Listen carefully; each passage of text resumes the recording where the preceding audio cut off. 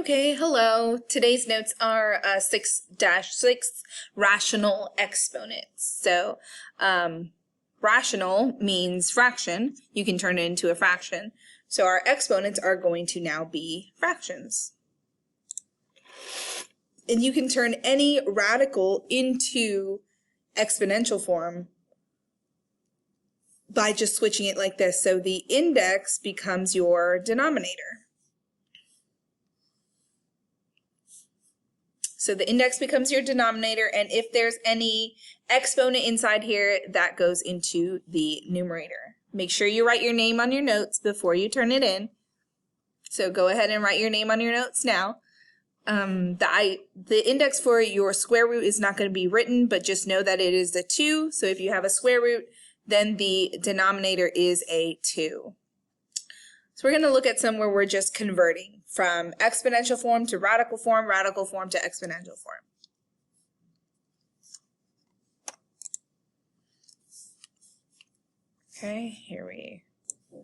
Okay, so here our denominator is 6, and that tells us what our index is. So I know I'm going to have a 6th root. The 6th root of what? X to the first power, or just x. Here, this one is in radical form, and we're going to switch over to the other form, which is exponential. If my index is 4, that is what my denominator is going to be. And then my exponent here is 7, and it is for d.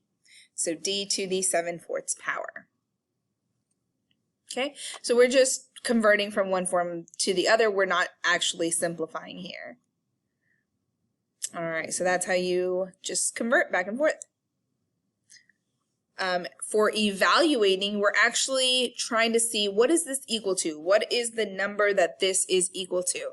So if I have 81 to the power of -1/4, you have to remember those exponent properties. If we had a negative exponent back when we did negative exponents in the last unit, I told you guys that the negative exponent means that it's in the wrong place. So if you see a negative and it's in the numerator, it really belongs in the denominator. If it's in the denominator, then it really belongs in the numerator. Here, it's in the numerator, so I'm going to put it back where it belongs in the denominator and make that just 1/4 and not -1/4.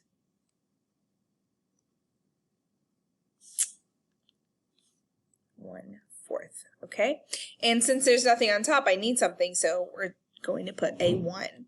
So this is going to be 1 over 81 to the 1/4 power. The trouble with this is, the problem is that the 1/4 exponent means that this is a radical. This is a radical. And we can't have radicals in the denominator. That's not grammatically correct in math, so we need to rationalize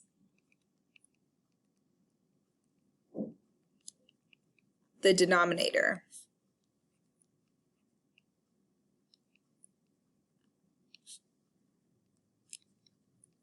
So we're going to rationalize this denominator. This really means I can turn it back into a radical, so you see.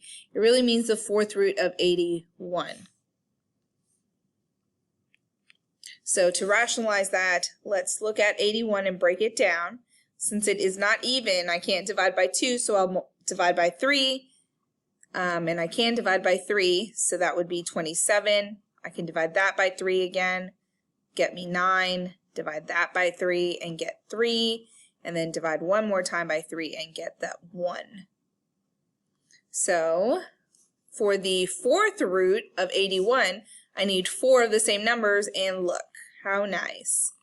4 3s. So really, this is just the number 3. So it's 1/3. Okay. Next one here. 216 to the power of 2/3. Now I'm going to switch that to exponential form. The denominator is 3, so it's the cube root of 216 squared. Now I'm really don't want to square this large number, 216 times 216. But if I know that I have two of them, all I have to do is break it down once, 216. If I break it down once, 108, 54, 27. Now let's move on to 3 and 9. 3, 3, and then 3, 1. And now, if this is one of the 216s, if I have two of them, if I had another 216 to break down, then I would have the exact same factors. I would have 3 2s, and then I would also have 3 3s. So you don't have to multiply these, make that number bigger, larger, just to break it down again. Instead, just if your exponent is 2, then you have 2 of the same factors, 2 groups of the same factors. If your exponent is 4, then you'd write this 4 times. So right here now I'm going to make my groups. The index is 3, so I need 3 of the same thing. I have 3 2s. I have 3 2s here. I have 3 3s, which means I have 3 3s here, and nothing is left over. So now I just need to multiply these. So there's 4, 3 times 3 is 9, so then that makes 36. So really this is the number 36. Okay. Go ahead and try this one on your own. Pause the video here and give this one a try. All right, so the answer here was 8. If you broke down 256 one time, you would have gotten exactly 8 2s. Since you have 3 of the 256s, you'll have 3 groups of those 2s. So 2 times 2 times 2 happens to be 8. All right. All right, next thing, evaluating expressions with the rational exponents instead. Now, when we've already done this before, except when we did it, our exponents were not fractions, but the process is still the same. When we are multiplying and we have exponents, all we do is keep the base the same and we add our exponents together. So this would be the same as a to the 2 7ths plus 4 7ths. And that would be a to the 6 7ths. And since 6 7ths, that's as simplified as possible. We're not going to turn it into a radical because in the beginning, if the beginning is a rational exponent, your ending should also be a rational exponent. Okay, here, b to the negative 5/6, that would be 1 over b to the 5/6. Since that negative was there, we're going to move that down. Now what happens here is, well, 5/6 is in the denominator, and we know that that really means that is the 6th power of b to the 5th. And that means I don't have enough b's to make a group of 6. I only have 5. I'm missing 1. Instead of having to convert it though, if you just look at it, we don't want this to be a fraction. We want it to be a whole number. So to multiply it, just like the previous example, we're at our exponent. So what would make 5/6, what added 5/6 plus what equals a whole? Just missing 1 of those 6. So I'm going to multiply both of these by 1/6, b to the 1/6 power, and I get b to the 1/6 over, this would be b to the 6/6, which is obviously the 1, not 6b, to the 1/6 power all over just b. And you cannot simplify this any further. Don't try to cross these b's out because you need a base for that exponent. All right. So go ahead and try this one on your own. Pause the video and give this one a try. All right, you should have gotten this as your answer. 5/2 is the exponent p to the 5/2. So if I added these two, 10/4, but then that can be reduced to 5/2. Okay, give this next one a try on your own. Okay, here's your answer that you should have gotten for this one. Okay. Last thing is simplifying radical expressions. Pause the video here if you need to copy this down.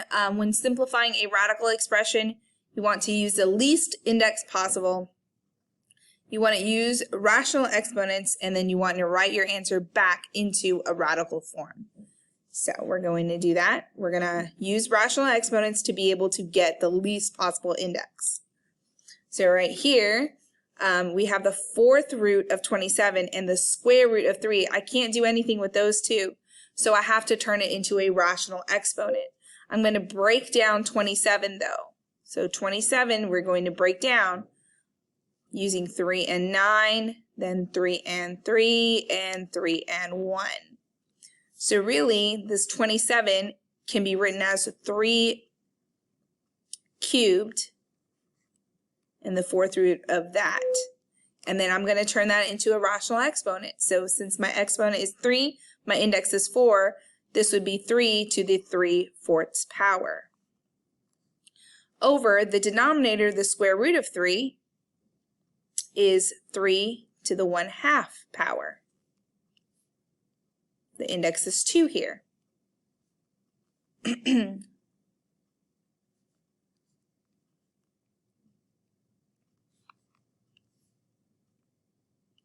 Okay, so now to get rid of this, because it is a radical, I need one more half of the 3 to the 1/2 power.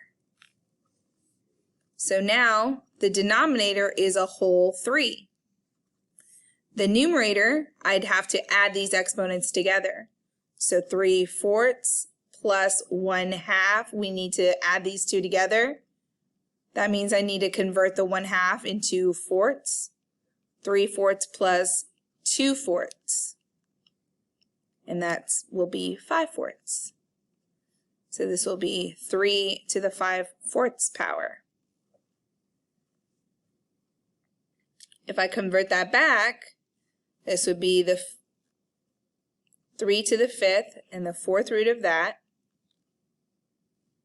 over 3. But I can simplify this even further, because if I have 5 3s and I'm making a group of 4, that means I can make one whole group of 3, and then I only would have 1 3 left divided by 3. And then I could simplify this even more, because 3 divided by 3 is 1. So really my answer is just the 4th root of 3.